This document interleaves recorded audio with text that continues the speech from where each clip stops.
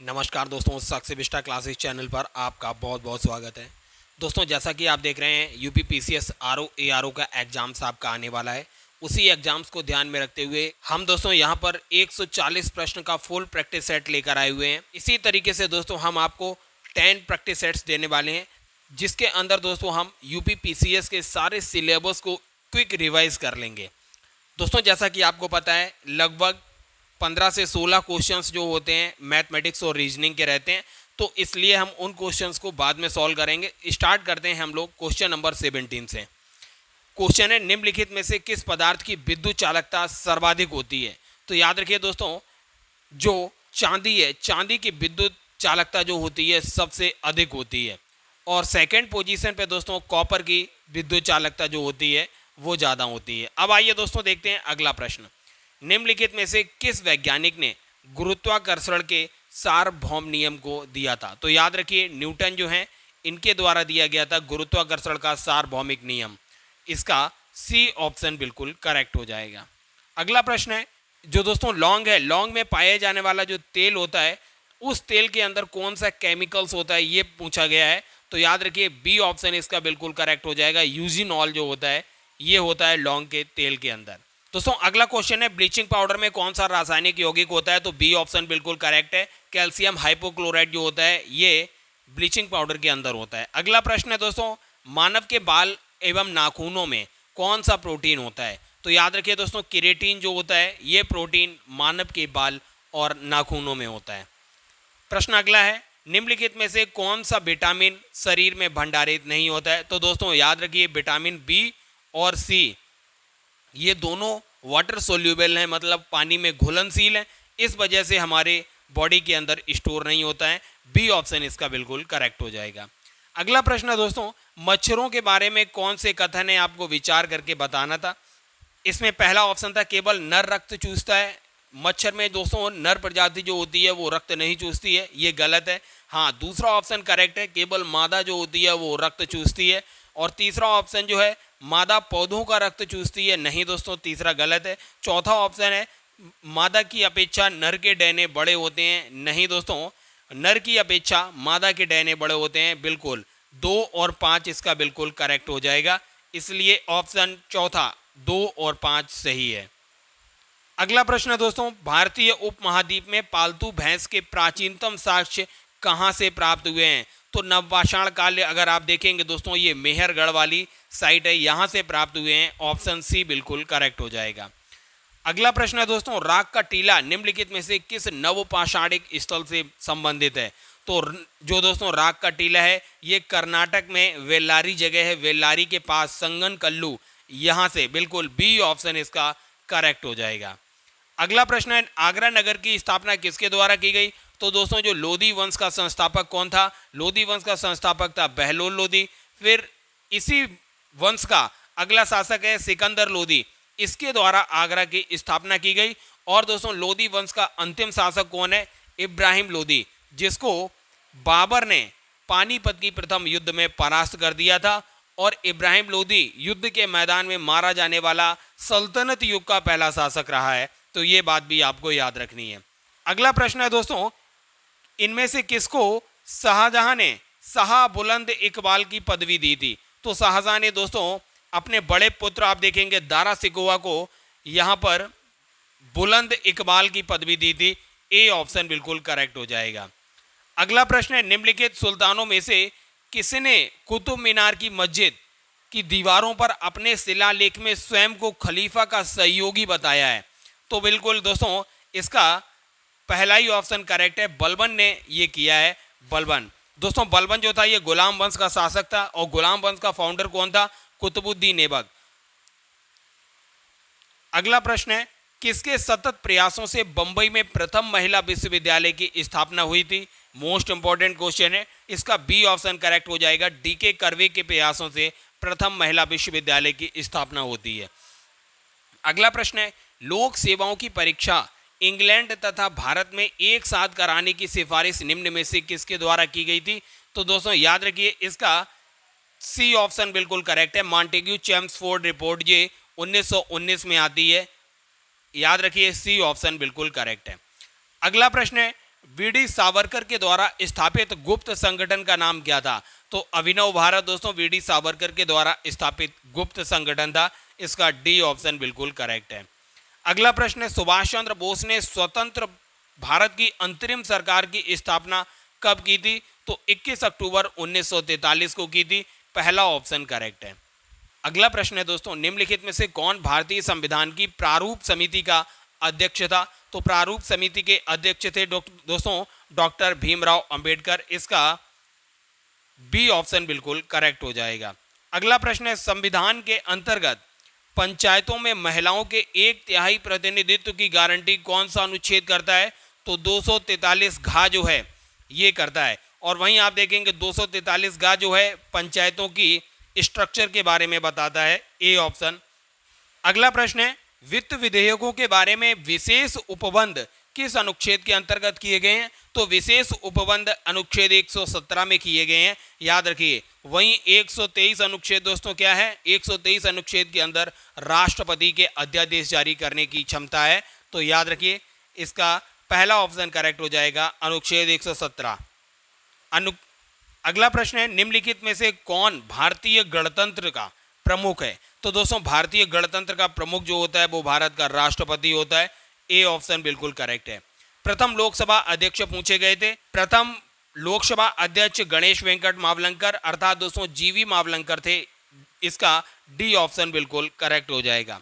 अगला प्रश्न है, राज्यसभा के चुनाव के लिए अपेक्षित न्यूनतम आयु क्या होनी चाहिए? तो दोस्तों राज्यसभा के लिए न्यूनतम आयु 30 वर्ष होती है, वहीं लोकसभा के लिए न्यूनतम आयु 25 वर्ष होती है। अगला प्रश्न है, निम्नलिखित में से लॉरेंज वक्र क्या दर्शाता है? लॉरेंज वक्र जो है दोस्तों ये आय की असमानता दर्शाता है, मतलब आय का वितरण किस प्रकार से हो रहा है। इसका डी ऑप्शन करेक्ट हो जाएगा।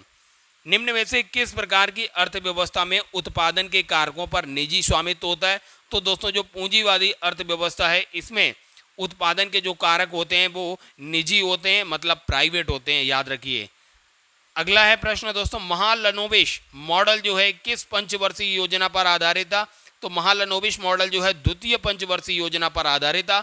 वहीं हेरोड डोमर जो थे दोस्तों वो प्रथम पंचवर्षीय योजना पर आधारित मॉडल था। अगला प्रश्न है, सूची 1 को सूची 2 से सुमेलित करना था। अब देखते हैं, एक तरफ जैव मंडल आरक्षित क्षेत्र दिए हुए हैं और दूसरी ओर दोस्तों हमें राज्य दिए हैं। तो दोस्तों सिमलीपाल और भितरकनिका ये दोनों नेशनल पार्क जो हैं ये उड़ीसा के अंदर हैं, और दिहांग दिवांग जो है ये अरुणाचल प्रदेश में है। वहीं आप देखेंगे कोल डेजर्ट जो है हिमाचल प्रदेश का है, और नौकरेक जो है ये मेघालय का है। और उत्तराखंड का दोस्तों राजाजी नेशनल पार्क है और गंगोत्री नेशनल पार्क है, इनको भी याद रखिए। अगला प्रश्न देखते हैं, भितरकनिका गारन के संदर्भ में निम्नलिखित कथनों पर विचार कीजिए। पहला है यह वंशधारा और सुवर्ण रेखा नदियों के डेल्टा पर स्थित है, और दूसरा है यह पश्चिम बंगाल में अवस्थित है। अगर आप देखेंगे भितरकनिका जो है, भितरकनिका ये उड़ीसा के अंदर स्थित है, इसलिए पश्चिम बंगाल में नहीं स्थित है, और ये ब्राह्मणी नदी के तट पर है, ना कि वंशधारा नदी के तट पर है, इसलिए इसका ऑप्शन डी करेक्ट हो जाएगा। ना तो 1 और ना ही 2 सही है। अगला क्वेश्चन है, वर्ष 2011 की जनगणना के अनुसार पुरुष और महिला के बीच लिंग अनुपात क्या था? तो याद रखिए प्रति 1000 पुरुषों पर 943 जो थी महिलाएं थीं। इसका डी ऑप्शन बिल्कुल करेक्ट हो जाएगा। विश्व के वन आवरण का सर्वोच्च प्रतिशत किससे संबंधित है? तो इसका पहला ऑप्शन करेक्ट होगा। शीतोष्ण कटिबंधीय जो शंकुधारी वन है ये पृथ्वी पर सबसे ज़्यादा प्रतिशतता के हिसाब से पाए जाते हैं। अगला प्रश्न है, अफ्रीका में सबसे अधिक तांबा का उत्पादन कौन करता है? तो इसका बी ऑप्शन करेक्ट हो जाएगा। जाम्बिया जो है अफ्रीका में सबसे अधिक तांबा उत्पादक देश है। अगला प्रश्न है, निम्नलिखित में से कौन सही सुमेलित नहीं है? बोलीविया जो है दोस्तों ये टिन का सबसे बड़ा उत्पादक है। ब्राजील जो है लौह अयस्क में अग्रणी है। मैक्सिको जो है दोस्तों चांदी के उत्पादन में अग्रणी है। वहीं पेरू जो है सोरा के उत्पादन में अग्रणी ना होकर ये भी जो है चांदी के उत्पादन में अग्रणी है, इसलिए डी ऑप्शन जो है डी ऑप्शन सुमेलित नहीं है। अगला प्रश्न है, निम्नलिखित में से कौन सा देश हीरा का सबसे बड़ा उत्पादक है? तो हीरे के उत्पादन में सबसे बड़ा देश जो है वो रसिया है। इसका सी ऑप्शन करेक्ट हो जाएगा। अगला प्रश्न है, सुएज नहर के दोनों सिरों पर स्थित पत्तन कौन है? तो याद रखिए दोस्तों, इसका डी ऑप्शन बिल्कुल करेक्ट हो जाएगा। पोर्ट सईद और पोर्ट सुएज, ये जो दो हैं सुएज नहर के क्रमशः उत्तरी और दक्षिणी पत्तन है। इसका डी ऑप्शन करेक्ट हो जाएगा। अगला प्रश्न है दोस्तों, निम्नलिखित में से कौन सी एक राष्ट्रीय राजधानी नहीं है? तो वॉन जो है दोस्तों, ये ऑस्ट्रिया की राजधानी है। कैनबरा ऑस्ट्रेलिया की राजधानी है। वहीं आप देखेंगे बीजिंग चीन की राजधानी है। लेकिन संयुक्त राज्य अमेरिका की राजधानी न्यूयॉर्क ना होकर वॉशिंगटन डीसी है। इसलिए सी ऑप्शन करेक्ट हो जाएगा। सी जो है एक राष्ट्रीय राजधानी नहीं है। अगला प्रश्न है दोस्तों, निम्नलिखित में से कौन एक उत्तराखंड की पहाड़ियों का लोकप्रिय चारा प्रदान करने वाला वृक्ष है? तो इसका बी ऑप्शन बिल्कुल करेक्ट हो जाएगा। जो बांज है, बांज एक ऐसा वृक्ष है जो चारा प्रदान करता है, फॉडर ट्री है। तो याद रखिए बी ऑप्शन इसका बिल्कुल करेक्ट हो जाएगा। अगला क्वेश्चन है, वेतवा नदी किस नदी की सहायक नदी है? यह पूछा गया था। तो याद रखिए दोस्तों, वेतवा नदी जो है हमीरपुर, उत्तर प्रदेश के हमीरपुर जिले में यमुना नदी से मिल जाती है। इसलिए इसका बी ऑप्शन बिल्कुल करेक्ट हो जाएगा। भगीरथी और अलकनंदा नदियां मिलकर गंगा कहलाती हैं। तो भगीरथी और अलकनंदा किस जगह पे मिलती हैं? तो एक ट्रिक याद रखिए दोस्तों, अभद्र का अर्थ हो गया अलकनंदा, और भगीरथी द्रा से हो गया देवप्रयाग में मिलती हैं। आपका से हो गया अलकनंदा, और पिंडार जो हैं ये कर्णप्रयाग में मिलती हैं। और अमर से हो गया अलकनंदा, और मंदाकिनी रुद्रप्रयाग में मिलती हैं। और चौथा है अधव, अलकनंदा और धौली गंगा जो है ये विष्णु प्रयाग में मिलती है। तो अभद्र आपका अमर अधव से याद रखिए। इसका सी ऑप्शन बिल्कुल करेक्ट हो जाएगा। अगला प्रश्न है, सन 2004 की सुनामी द्वारा भारत का निम्न तटों में से कौन सबसे ज्यादा प्रभावित हुआ था? तमिलनाडु का जो तट है दोस्तों, इसे कोरोमंडल तट कहते हैं। ये सबसे ज्यादा सुनामी में प्रभावित हुआ था। ये कृष्णा नदी के डेल्टा तक है, ये कोरोमंडल तट। और कृष्णा नदी के डेल्टा से लेके गोदावरी के डेल्टा तक का तट जो होता है दोस्तों, उसे कहते हैं गोलकोंडा तट। और गोदावरी से लेके ऊपर आप देखेंगे जो उत्तरी तट है पश्चिम बंगाल वाला, उसे कहते हैं उत्तरी सरकार। तो याद रखिए दोस्तों, 2004 में सुनामी से सबसे ज्यादा प्रभावित हुआ था, सी ऑप्शन करेक्ट है, कोरोमंडल तट। भारत में कुल उत्पादित विद्युत में परमाणु शक्ति का लगभग कितना प्रतिशत है? तो दोस्तों वर्तमान में अभी ये 3% है। बी ऑप्शन करेक्ट हो जाएगा। अगला प्रश्न है दोस्तों, उन दो राज्यों के नाम बताइए जिन्होंने किसाऊ बांध परियोजना हेतु एक समझौते पर हस्ताक्षर किए हैं। तो किसाऊ बांध परियोजना पर दोस्तों उत्तराखंड और हिमाचल प्रदेश ने हस्ताक्षर किए हैं। सी ऑप्शन बिल्कुल करेक्ट हो जाएगा। गहन मिशन इंद्रधनुष निम्न में से किससे संबंधित है? तो मिशन इंद्रधनुष जो है ये टीकाकरण से संबंधित है। सी ऑप्शन इसका बिल्कुल करेक्ट हो जाएगा। इजराइल की यात्रा पर जाने वाले भारत के प्रथम प्रधानमंत्री कौन थे? तो याद रखिए प्रधानमंत्री जो नरेंद्र मोदी हैं, ये इजराइल की यात्रा पर जाने वाले भारत के पहले प्रधानमंत्री थे। केंद्रीय औषधि एवं सुगंधित पौधों का अनुसंधान संस्थान किस जगह स्थित है? तो ये लखनऊ में स्थित है। डी ऑप्शन इसका बिल्कुल करेक्ट हो जाएगा। गोविंद वल्लभ पंत सागर अवस्थित है। गोविंद वल्लभ पंत सागर जो है ये सोनभद्र जनपद में है। इसका डी ऑप्शन बिल्कुल करेक्ट हो जाएगा। यूपी स्पेशल से ये क्वेश्चन पूछा गया दोस्तों, धुरिया लोक नृत्य किस जगह का प्रसिद्ध लोक नृत्य है? तो बुंदेलखंड का प्रसिद्ध लोक नृत्य है ये। बी ऑप्शन बिल्कुल करेक्ट हो जाएगा। सारनाथ कहां पर स्थित है? सारनाथ दोस्तों उत्तर प्रदेश में स्थित है। और सारनाथ दोस्तों गौतम बुद्ध को प्रथम उपदेश जो था वो वहीं यहीं पर दिया था, इसलिए ये सारनाथ प्रसिद्ध है। उत्तर प्रदेश में मिड डे मील कार्यक्रम कब आरंभ किया गया? तो 1995 में उत्तर प्रदेश में मिड डे मील कार्यक्रम आरंभ हुआ था। अगला प्रश्न है, निम्नलिखित में से कौन सा एक सही नहीं है? देखिए पहला ऑप्शन है उत्तर प्रदेश के कुछ नगरों ने नगर निगम की हैसियत प्राप्त कर ली है। बिल्कुल सही है। दूसरा ऑप्शन है नगरों को एक निगम की हैसियत राजनीतिक कारणों पर दी जाती है। नहीं दोस्तों, राजनीतिक कारणों पे नहीं दी जाती है, बल्कि इसके लिए अलग से अधिनियम है और अधिनियम की धारा के अनुसार ही इसको हैसियत मिली हुई है। तो याद रखिए दोस्तों, इसका बी ऑप्शन बिल्कुल करेक्ट हो जाएगा, यही सही नहीं है बाकी के। और तीसरा ऑप्शन देखिए, कुछ सिद्धांत हैं जिनके आधार पर नगर निगम का सुझाव किया जाता है। बिल्कुल सही है। उत्तर प्रदेश में नगर निगमों के लिए अलग अलग कानून है, ये भी बिल्कुल सही है। दूसरा ऑप्शन जो है बी, ये गलत है। अगला प्रश्न है दोस्तों, उत्तर प्रदेश में सीमांत कृषक किसे कहा गया है? तो उत्तर प्रदेश में दोस्तों जिनके पास 1 हेक्टेयर से भी कम जमीन है उनको कहा जाता है सीमांत कृषक। अगला प्रश्न है, देश के लोकतांत्रिक इतिहास में पहली बार हाल ही में किस राज्य ने अपने यहाँ 5 उप मुख्यमंत्रियों की नियुक्ति की थी?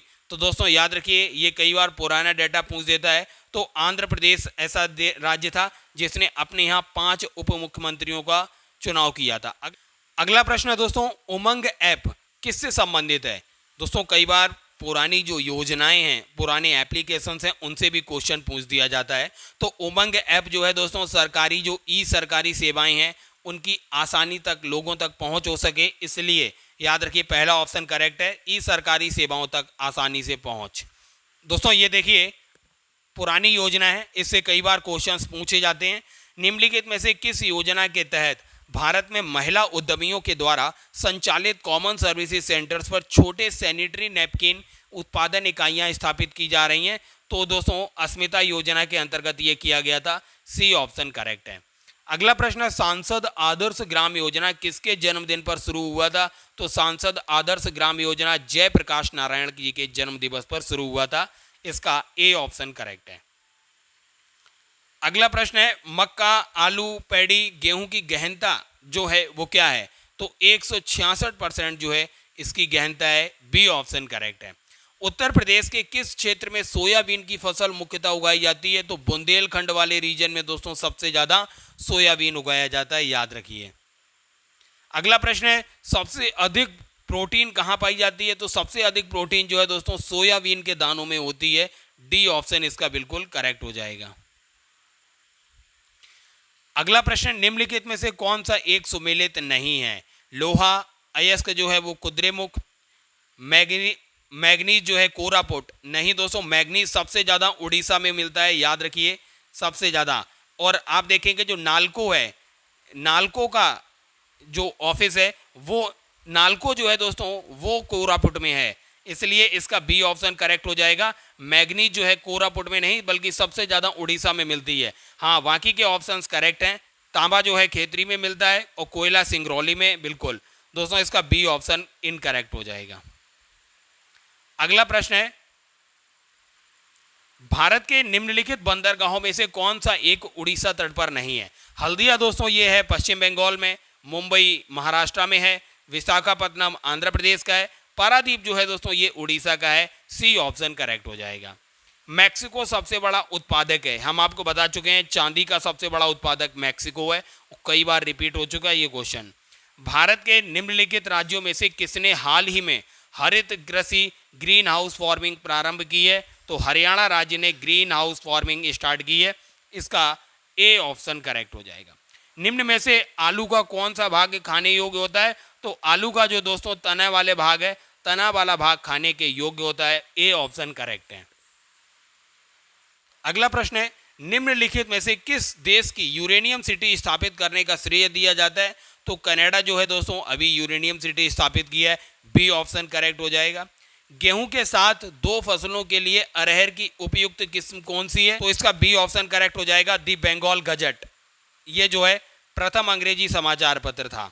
अगला प्रश्न है, भारत रत्न पुरस्कार किस वर्ष दिया गया? तो भारत रत्न पुरस्कार की शुरुआत दोस्तों सी ऑप्शन बिल्कुल करेक्ट हो जाएगा, 1954 में शुरू हुआ और डॉक्टर सर्वपल्ली राधाकृष्णन को दिया गया था। अगला प्रश्न है, शांति स्वरूप भटनागर पुरस्कार निम्नलिखित में से किन कार्यों के हेतु दिया जाता है? तो शांति स्वरूप भटनागर पुरस्कार दोस्तों विज्ञान की विभिन्न शाखाओं में उल्लेखनीय योगदान के लिए दिया जाता है। अगला प्रश्न है दोस्तों, वर्ष का प्रथम ग्रैंड स्लैम टेनिस टूर्नामेंट कौन सा होता है? तो याद रखिए दोस्तों, अफवाह से याद रखिए, ऑस्ट्रेलियन, फ्रेंच, विंबलडन और ए फॉर यूएसए मतलब अमेरिका। तो ये क्रम है इसका, तो पहला जो हो जाएगा ऑस्ट्रेलियन ओपन हो जाएगा, डी ऑप्शन करेक्ट है। अगला प्रश्न है, पंडित शिव कुमार शर्मा किसके प्रतिपादक रहे हैं? तो पंडित शिव कुमार शर्मा दोस्तों प्रसिद्ध संतूर वादक हैं, इसका बी ऑप्शन बिल्कुल करेक्ट हो जाएगा। अगला प्रश्न है, अंतर्राष्ट्रीय परमाणु ऊर्जा एजेंसी का मुख्यालय कहां पर स्थित है? तो अंतर्राष्ट्रीय परमाणु ऊर्जा एजेंसी का मुख्यालय वियना में स्थित है। इसका ए ऑप्शन करेक्ट हो जाएगा। उत्तर प्रदेश में प्रथम बायोटेक पार्क कहां पर स्थापित किया गया? तो लखनऊ में स्थापित हुआ। सी ऑप्शन करेक्ट हो जाएगा। 31 अक्टूबर किस रूप में मनाया जाता है? 31 अक्टूबर दोस्तों राष्ट्रीय एकता दिवस के रूप में मनाया जाता है। वहीं आप देखेंगे दोस्तों राष्ट्रीय शिक्षा दिवस जो है वो 11 नवंबर को मनाया जाता है। राष्ट्रीय शिक्षा दिवस डॉक्टर अबुल कलाम आज़ाद की बर्थडे था 11 नवंबर, तो याद रखना है ये भी। अगला प्रश्न है, निम्न में से किसने लेजर का आविष्कार किया? तो थियोडर मैमन के द्वारा किया गया। इसका ए ऑप्शन करेक्ट हो जाएगा। नादिर शाह के द्वारा बंदी बनाया गया मुगल बादशाह कौन था? तो नादिर शाह के द्वारा दोस्तों मोहम्मद शाह रंगीला को बंदी बनाया गया था। बी ऑप्शन करेक्ट है। 1739 ईस्वी में नादिर शाह का अटैक होता है, ये भी याद रखिए। किस मुगल बादशाह के शव को लगभग 1 माह तक उसके उत्तराधिकारियों के संघर्ष में फंसे होने के कारण दफनाया नहीं जा सका? तो बहादुर शाह प्रथम को नहीं दफनाया गया था। इसका ए ऑप्शन बिल्कुल करेक्ट हो जाएगा। अगला प्रश्न है दोस्तों, ईस्ट इंडिया कंपनी को किस लोकप्रिय नाम से पुकारा जाता था? तो ईस्ट इंडिया कंपनी को दोस्तों company of merchants of London के इस लोकप्रिय नाम से भी पुकारा जाता था। ए ऑप्शन बिल्कुल करेक्ट हो जाएगा। अगला प्रश्न है, निम्नलिखित में से औरंगजेब के किस उत्तराधिकारी का शासनकाल सबसे कम था? तो औरंगजेब का जो उत्तराधिकारी रहा दोस्तों, अगर आप देखेंगे जहांदर शाह, ये बहादुर शाह प्रथम का ही पुत्र था। इसका कार्यकाल 1712 से लेकर 1713 केवल कुछ माह के लिए ही रहा था, तो याद रखिए बी ऑप्शन बिल्कुल करेक्ट हो जाएगा। अगला प्रश्न है, 1739 में करनाल की लड़ाई में मुगल सेना को किसने पराजित किया? 1739 हम आपको बता चुके हैं, यह वही वर्ष है जब नादिर शाह का आक्रमण होता है भारत पर। इसका ए ऑप्शन करेक्ट हो जाएगा। उत्तर प्रदेश को दोस्तों कितने क्षेत्रों में विभाजित किया गया है? तो 9 सस्य जलवायु क्षेत्रों में विभाजित किया गया है। बी ऑप्शन बिल्कुल करेक्ट हो जाएगा। संगीत शिक्षा के हेतु उत्तर प्रदेश में जो पहला संगीत महाविद्यालय स्थापित हुआ था वो कौन सा था? भातखंडे हिंदुस्तानी संगीत महाविद्यालय। इसका सी ऑप्शन करेक्ट हो जाएगा। भारतेंदु नाट्य अकेडमी दोस्तों 1975 में खोली गई, कई बार ये भी पूछा गया है, याद रखिए। अगला प्रश्न है दोस्तों, 2 वक्तव्य नीचे दिए गए हैं जिसमें एक कथन है, दूसरा कारण है। आपको बताना है सही है या गलत है। कोई भी व्यक्ति उपराष्ट्रपति निर्वाचित होने की पात्रता तभी होगी जब वह राज्यसभा का सदस्य होने का अहर्ता रखेगा। बिल्कुल करेक्ट है। उपराष्ट्रपति राज्यसभा का पदेन सभापति होता है, यह भी बिल्कुल करेक्ट है। तो दोस्तों दोनों अलग अलग बिल्कुल करेक्ट हैं। अगला प्रश्न, संघ लोक सेवा आयोग अपना वार्षिक प्रतिवेदन किसको सौंपता है? तो राष्ट्रपति को सौंपता है। बी ऑप्शन बिल्कुल करेक्ट हो जाएगा। किनके बीच में दोस्तों किनके बीच के संबंधों की पुनः समीक्षा के लिए सरकारी आयोग का गठन किया गया? तो केंद्र और राज्य के बीच जो संबंध हैं उनकी पुनर्समीक्षा के लिए सरकारी आयोग का गठन किया गया था। इसका डी ऑप्शन करेक्ट होगा। दोस्तों कीटों के वैज्ञानिक अध्ययन को क्या कहते हैं? बिल्कुल इसका डी ऑप्शन करेक्ट हो जाएगा, एंटोमोलॉजी कहते हैं। अगला प्रश्न है, निम्न में से किसको लाल रक्त कोशिकाओं का कब्र गृह कहा जाता है? तो तिल्ली या प्लीहा को दोस्तों लाल रक्त कोशिकाओं का कब्र गृह कहा जाता है। ए ऑप्शन करेक्ट हो जाएगा। अगला प्रश्न है दोस्तों, निम्न में से कौन सा युग्म सही सुमेलित है? तो दोस्तों B1 जो है ये रेटिनॉल का नहीं बल्कि विटामिन ए का रासायनिक नाम है, और B2 जो है राइबोफ्लोविन, बिल्कुल बी ऑप्शन इसका करेक्ट हो जाएगा। बी जो है B2 का रासायनिक नाम राइबोफ्लोविन है।